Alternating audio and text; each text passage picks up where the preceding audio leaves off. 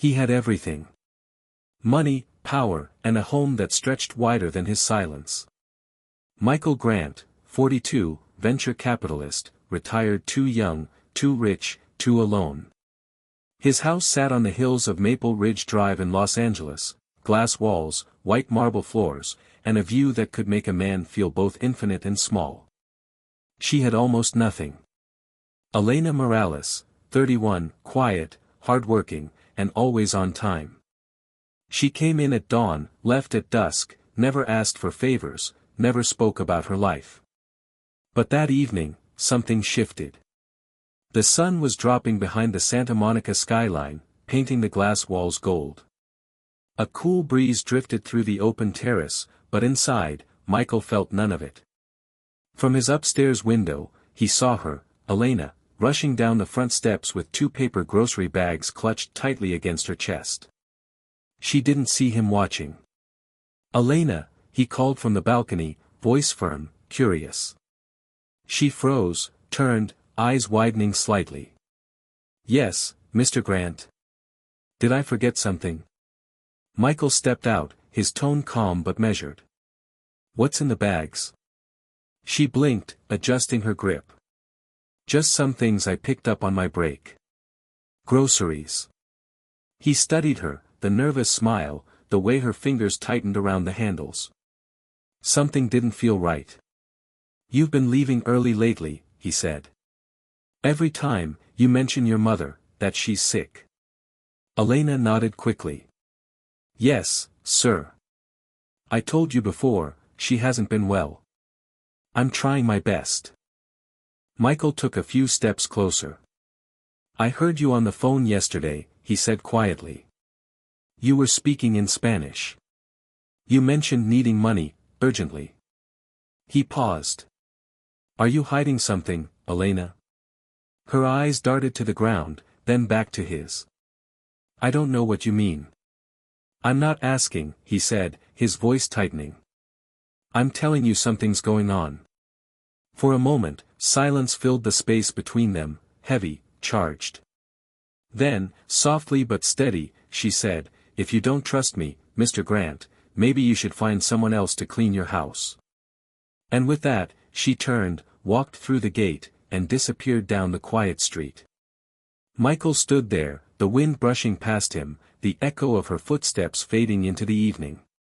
Inside his mansion, the silence grew louder than it had ever been. The house was silent again. But this time, the silence felt different. It wasn't peace. It was noise disguised as quiet.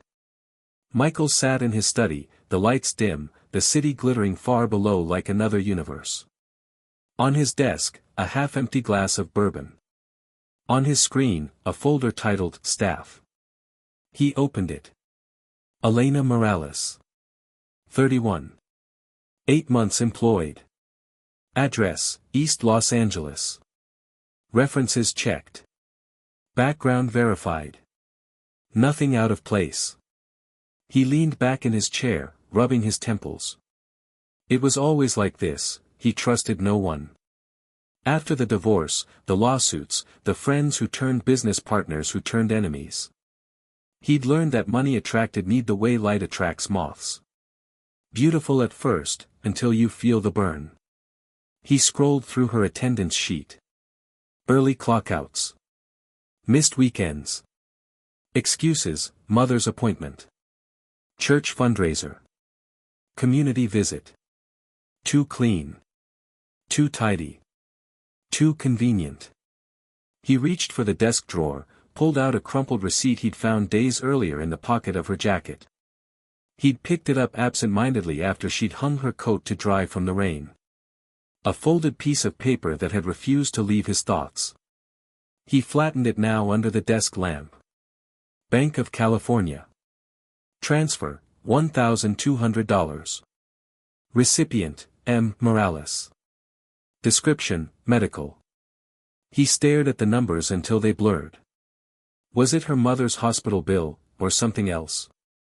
A quiet suspicion crept in, the kind that doesn't shout but whispers, slowly eroding trust. And beneath that suspicion, a faint ache, the loneliness of a man who had run out of people to believe in. Outside, a car alarm went off somewhere in the distance, then stopped. The house returned to its hush. Michael poured the rest of the bourbon into the sink and stared at his own reflection in the window, a man surrounded by everything he ever wanted, and no one he truly knew. The rain started just after sunset, a quiet drizzle at first, the kind that made the glass walls shimmer like mirrors. Michael stood by the window, watching the drops slide down. He wasn't thinking about work, or money, or the dinner he hadn't touched. He was thinking about Elena, and the bags, and the lies he wanted to believe weren't lies. By 7, the street outside his house had turned into a river of red tail lights. From his study upstairs, he saw her again, hood pulled up, coat zipped, hurrying through the gate. 2 canvas bags in her hands this time. No umbrella. No hesitation. He watched her stop by the bus stop at the end of Maple Ridge Drive, just under the streetlight. Then, slowly, she disappeared onto a metro bus heading east. Michael hesitated for a heartbeat, then grabbed his car keys. He told himself it was curiosity. But it was more than that. It was the kind of unrest that doesn't let you sleep until it has answers. The streets blurred past him. From Beverly Hills to downtown, the glow of billboards reflected on his windshield like silent accusations. His wipers clicked in rhythm with his thoughts. What if she's stealing? What if she's in trouble? What if it's both? He stayed 2 cars behind the bus, careful not to get too close. She didn't take the exit toward home. Instead, the bus wound deeper into East Los Angeles, past warehouses, graffiti walls, and food trucks closing for the night. When she got off, she didn't look back. She walked with purpose, through puddles, down a narrow street lined with flickering neon signs and cracked storefronts.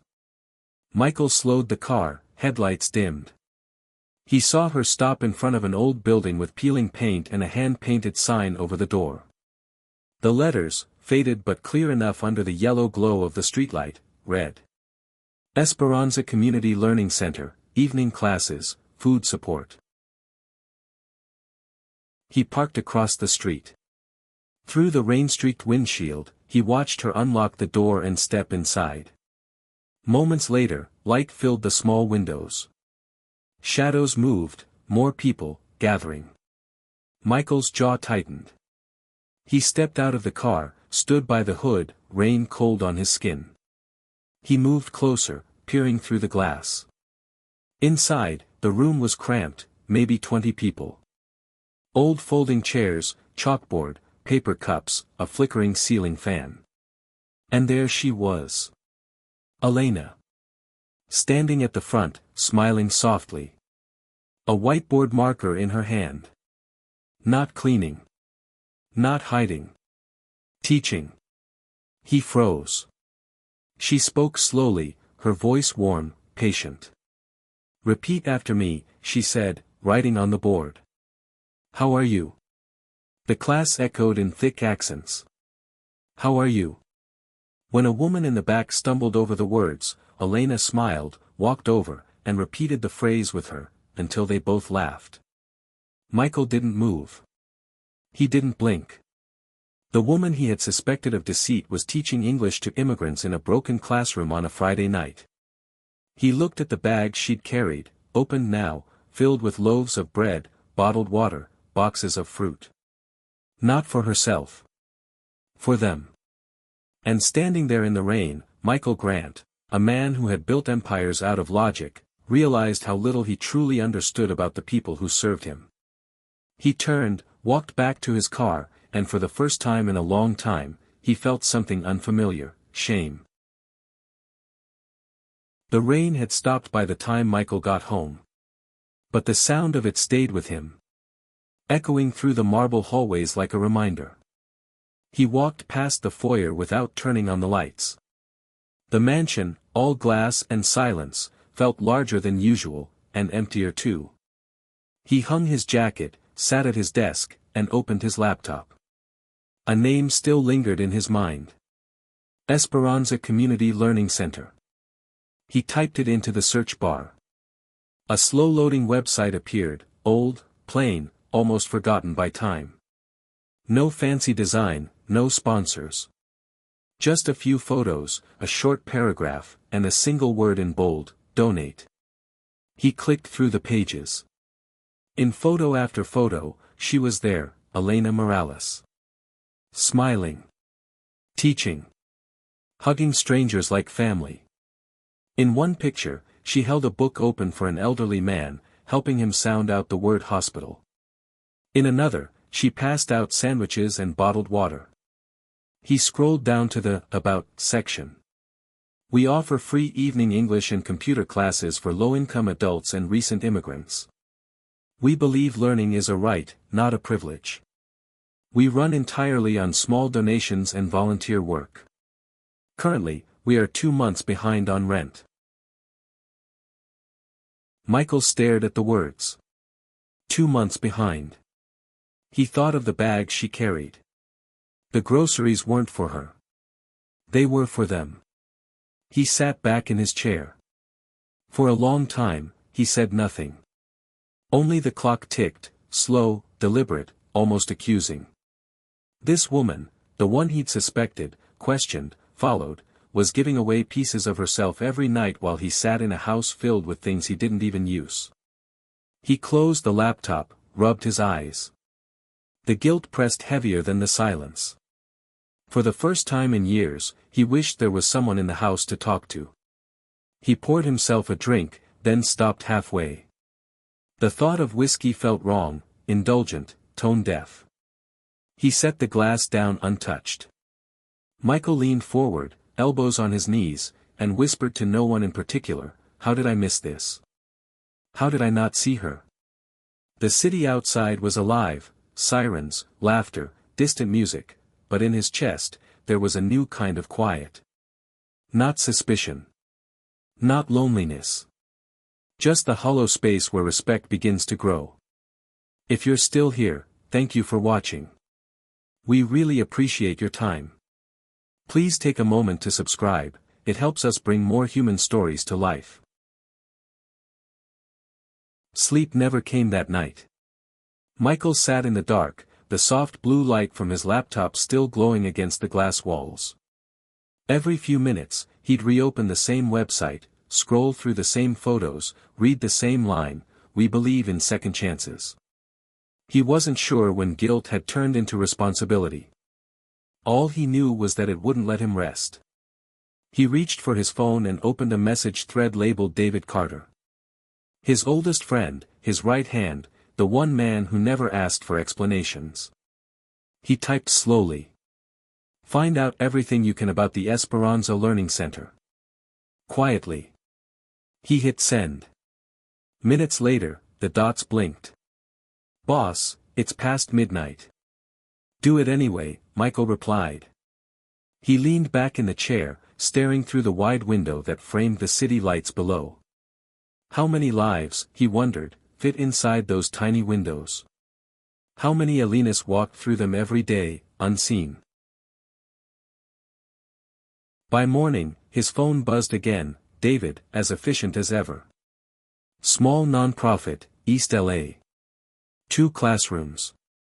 45 adult learners. Rent behind by 2 months.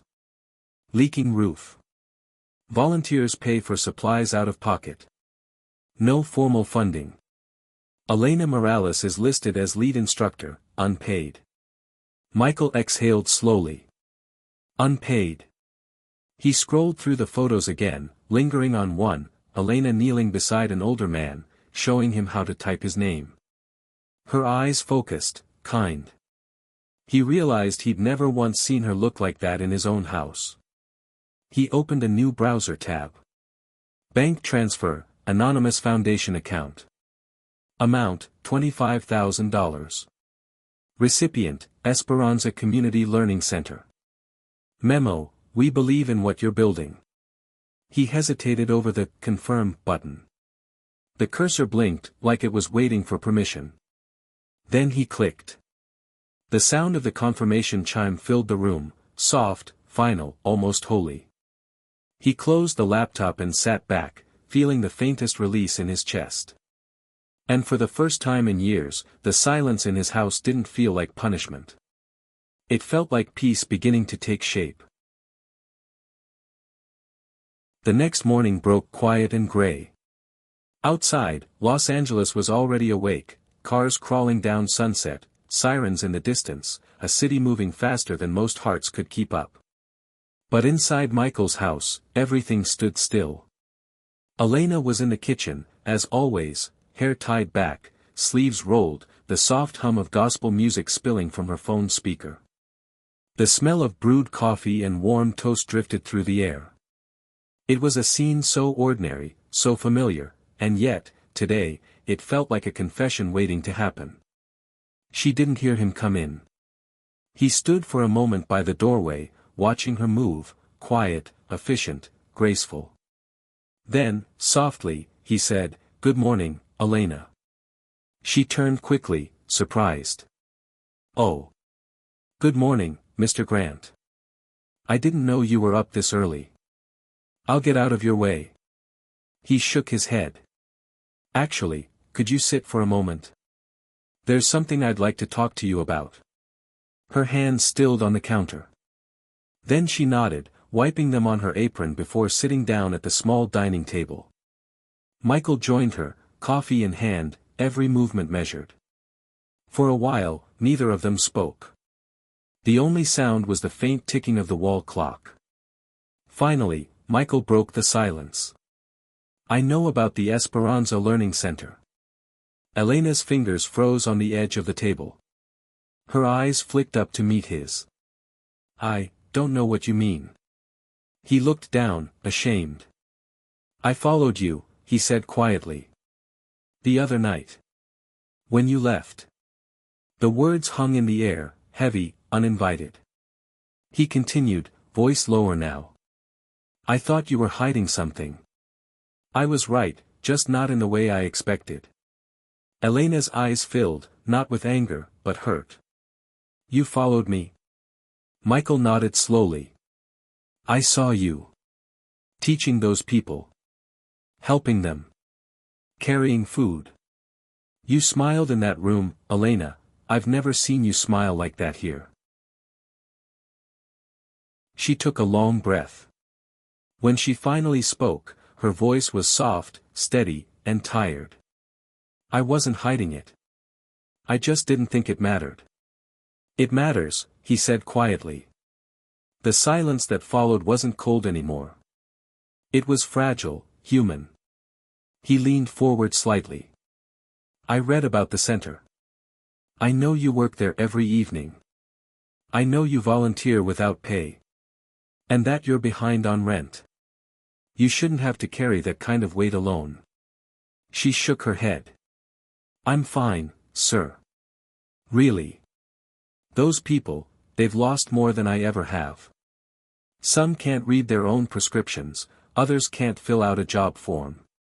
If I can help, even for 1 hour a night, then it's worth it." Her voice broke just a little on the last words, but she kept talking. "They're not charity cases. They're proud. They want to learn, to work, to belong." Michael watched her, this woman who had swept his floors and watered his plants, now speaking with the quiet conviction of someone who'd found her purpose in the world. He swallowed hard. "You've given more than most people who have 10 times your salary." She blinked, startled. "Sir." He smiled faintly. "I just wanted you to know. I see you now." For a long moment, they sat in silence, two people who had never really seen each other until that morning. Then, softly, Elena said, "Thank you." And for the first time, Michael realized gratitude could sound like forgiveness. The sun hadn't yet reached over the hills. The world outside was still half asleep, just the faint hum of sprinklers and the distant sound of a garbage truck rumbling down the street. Inside the house on Maple Ridge Drive, the air was cool, the rooms dim. But one light was on, a faint glow spilling from the kitchen window. Michael padded down the stairs, drawn by the sound of paper rustling. When he reached the doorway, he stopped. At the small breakfast table, under a dim desk lamp, sat Elena Morales. Her hair was tied back in a loose bun. A half-empty cup of coffee sat beside her. In front of her, an old laptop, several notebooks, and pages covered in careful handwriting. She didn't see him. She was whispering words under her breath, tracing a line on the paper with her finger. Michael watched for a moment, unsure whether to speak. Then, gently, he cleared his throat. Elena jumped slightly, looking up. "Oh, Mr. Grant.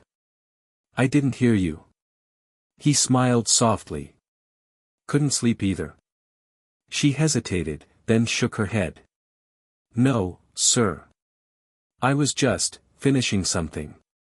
He stepped closer, eyes scanning the papers. "Look serious." "It's nothing important," she said quickly, trying to cover the notebook. He smiled again, the kind that saw through people but never mocked them. "Nothing important doesn't usually come with 3 highlighters and a stack of notes." She laughed under her breath, a shy sound. Then, after a pause, she sighed and pushed the top page toward him. The title read, "Invisible Brilliance, Why Skilled Immigrants End Up in Survival Jobs, and How We Can Change It."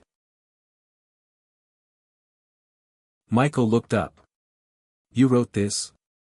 She nodded. "It's my final thesis for my diploma program. I take night classes at East LA Community College, after the center closes."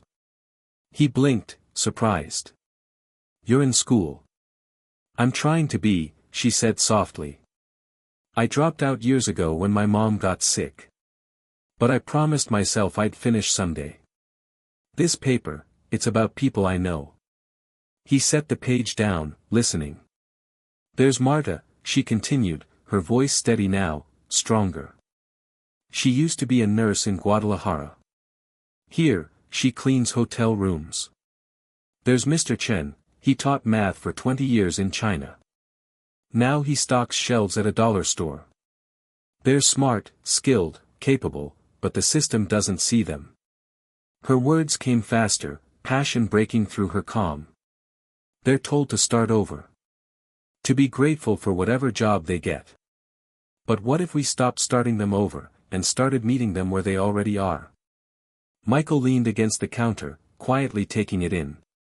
It was more than intelligence, it was conviction, purpose. He realized then that Elena wasn't simply helping people survive. She was trying to rebuild dignity. He spoke softly, as though afraid to disturb the truth between them. "You've really thought this through?" She smiled, a little embarrassed. "It's personal. People see a maid, and they think that's all I am. But I know I can do more. I want to help others believe they can too." Michael nodded slowly. "You're not just helping people, Elena. You're trying to change an entire system." For a moment, neither spoke. The morning light began to creep through the blinds, brushing across her face, and he saw her, really saw her. Not as an employee, not as a mystery, but as someone extraordinary living quietly inside an ordinary life. When he finally turned to leave, he whispered more to himself than to her. "Invisible brilliance, maybe that's what I've been missing all along." The day after their early morning conversation, the house felt different. Lighter, somehow. Elena still cleaned, still hummed under her breath, still moved with quiet precision, but Michael noticed things he hadn't before. The way she folded the dish towels perfectly in half. The way she looked out the kitchen window for a second longer than necessary, as if thinking of someplace else. The way she smiled when she thought no one was watching. It wasn't the smile of someone content, it was the smile of someone holding something bigger inside her chest. By noon, he made a decision. When she finished dusting the living room, she found him there, standing by the dining table, a thin folder in his hand. "Got a minute?" he asked. She hesitated, then nodded. "Of course, Mr. Grant." He gestured to a chair. "Please, sit." Elena obeyed, uncertain. He slid the folder across the table. On the cover, a gold-embossed logo read, "The Grant Foundation, Education and Opportunity." "I want to show you something," he said. "I started this a few years ago, small scholarships, mentorship programs, a few youth grants here and there. It's growing, but slowly. Too slowly. I want to do more, real programs, long-term impact." He paused. "And I want you to help lead it." Elena blinked, confused. "Sir?" He nodded. "I'm offering you a full-time position, Community Outreach Director. You'll manage educational partnerships, design programs, work directly with schools and centers like Esperanza." She stared at him, speechless. He continued softly. "It's a proper salary, enough to help your mother, finish your degree, and still support the center if you choose." For a long time, she didn't speak. Her fingers traced the edge of the folder. Her lips parted, then closed again. I don't know what to say," she whispered. "Say yes," he said gently. "You've earned it." But Elena didn't answer. She stood, walked slowly to the window, and looked outside. Her voice came low, uncertain.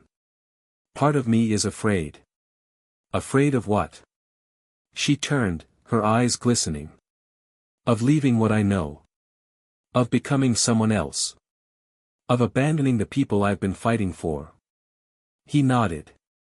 "I get that. It's not just a job," she continued. "The center, it's family. Every face there, every story, they keep me grounded. If I walk away, it feels like I'm choosing money over meaning." Michael leaned forward, voice calm but firm. "It's not one or the other, Elena. It's both. With this role, you'd be helping more people, building something that lasts. You wouldn't be leaving them, you'd be giving them a louder voice." She bit her lip, torn between duty and destiny. I need to think about it." "Of course," he said quietly.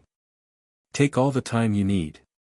But as she turned to leave, Michael could already see the conflict written across her face. The battle between the life she'd built and the one waiting just beyond her fear.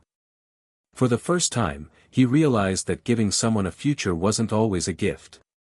Sometimes, it was a test. Days passed. Then weeks. Elena hadn't said yes. But she hadn't said no either. Something between them had shifted, softness turned to distance, comfort to caution. Their conversations, once warm and open, shrank back into the shape of polite routine. "Good morning, Mr. Grant." "Good morning, Elena." And that was it. No shared tea. No laughter echoing in the kitchen. Just silence. Michael tried to focus on work, meetings, board calls, investor lunches. But the house felt colder, emptier. He'd open a door and half expect to find her there, humming softly, rearranging flowers, bringing life into the stillness. But she was always somewhere else, and soon, she would be gone. One Friday afternoon, she knocked gently on his study door. He looked up from his laptop. She stood there, small envelope in hand. "I came to give you this," she said quietly. He set his pen down. "What is it?" "My notice," she replied. "I'm leaving in 2 weeks." The words landed like something breaking, softly, but beyond repair. "You're leaving?" She nodded. "I want to give more time to the center. They need help setting up new programs." And, she hesitated. "I think it's where I'm meant to be." He exhaled slowly. "Okay," he said. It was all he could manage.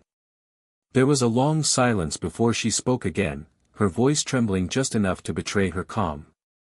"Thank you, for everything. For seeing me." He looked at her then, really looked, and saw the sadness hiding behind her steadiness. "Elena," he said softly. "Whatever you do next, you're going to change lives." She smiled, but her eyes shimmered. That means more than you know. The next 2 weeks were slow torture. Michael, who'd built his life on control, couldn't control this. He memorized everything, the rhythm of her footsteps on the marble floor, the hum she made while watering the plants, the way sunlight caught the curve of her cheek as she wiped down the counters. He wanted to ask her to stay, but he didn't. He couldn't. Because real care, even unspoken, doesn't cage people. It lets them walk toward purpose. The night before she left, he knocked softly on her door. When she opened it, he handed her a manila envelope. "Letters," he said. "Recommendations, from me, and a few people I know. They'll help, if you ever need them." She glanced inside, eyes widening. "These are beautifully written." "They're true," he said. Her lips parted, but words failed. "Thank you," she whispered. "Just promise you'll keep in touch." "I will." They stood in silence, two people bound by gratitude and timing, both too aware that goodbyes often arrive quietly. 3 months later, life moved on. Or pretended to. Michael buried himself in work again, fundraisers, meetings, travel. But the house on Maple Ridge Drive never felt the same. He still set out 2 mugs some mornings, before remembering she no longer sat across from him. Then one Thursday, an envelope arrived at his office, white, embossed, elegant. His assistant placed it on the desk. He opened it absent-mindedly. Inside was a gold-trimmed invitation. "You are cordially invited to the Esperanza Community Learning Center's annual fundraising gala and awards night." He read further, and froze when he reached the next line.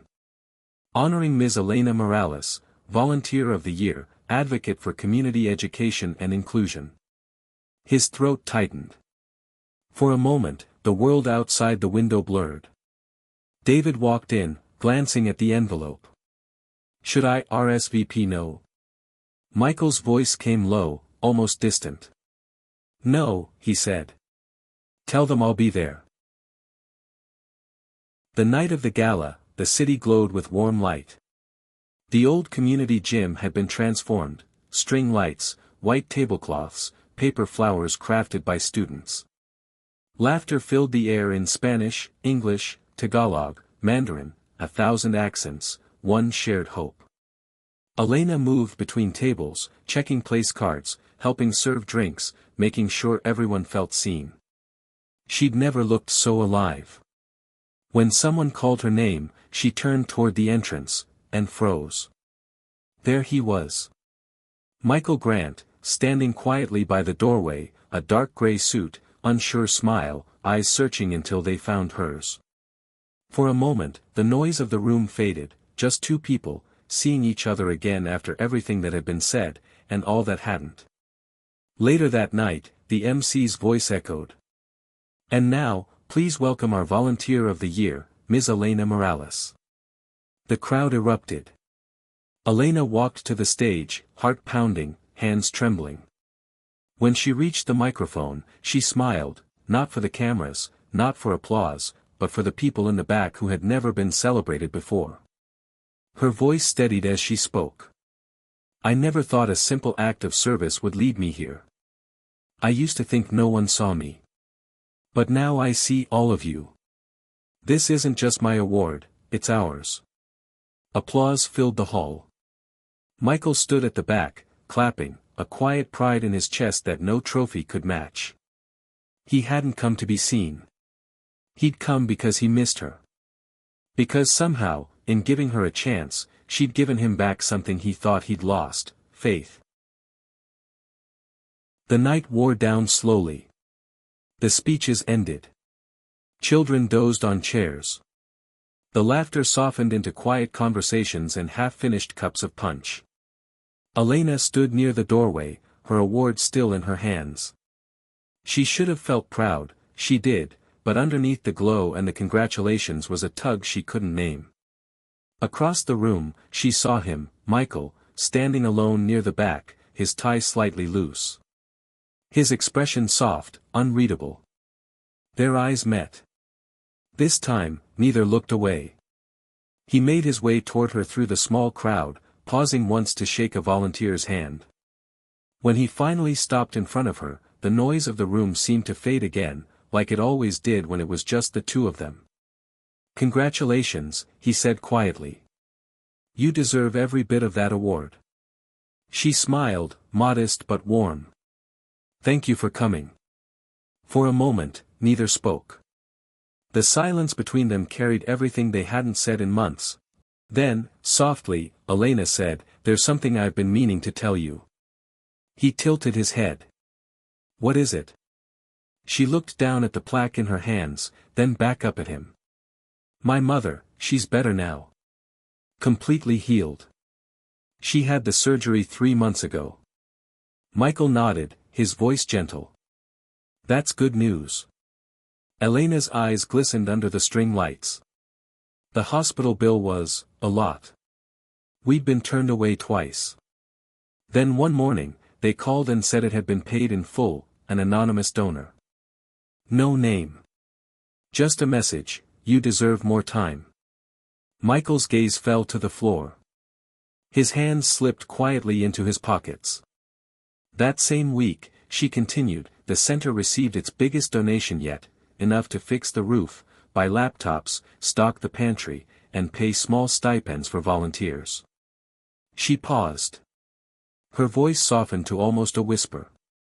"It came from the same anonymous donor. I never said it aloud before, but I think I know who it was." Michael looked up slowly. The space between them filled with truth neither needed to name. He exhaled, then said simply, "I don't need credit for kindness, Elena. Seeing what you've built, that's enough." She smiled through the tears now welling in her eyes. "You didn't just help us, Michael. You helped me remember why I started." He took a step closer. "Then I'm the one who should be thanking you."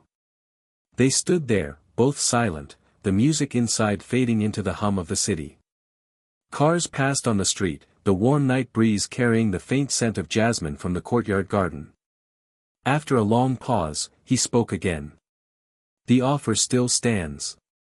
Come build something bigger with me, not to replace the center, but to amplify it. We can connect Esperanza with more communities, train volunteers, place graduates in real jobs.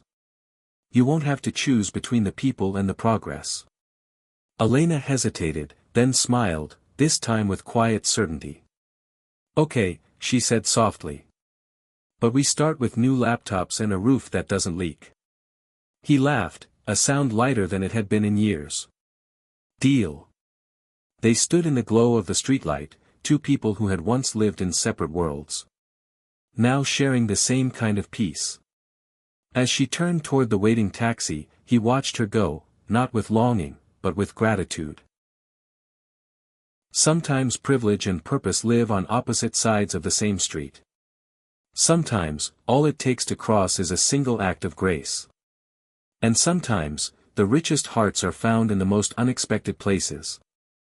If this story resonated with you, please consider subscribing.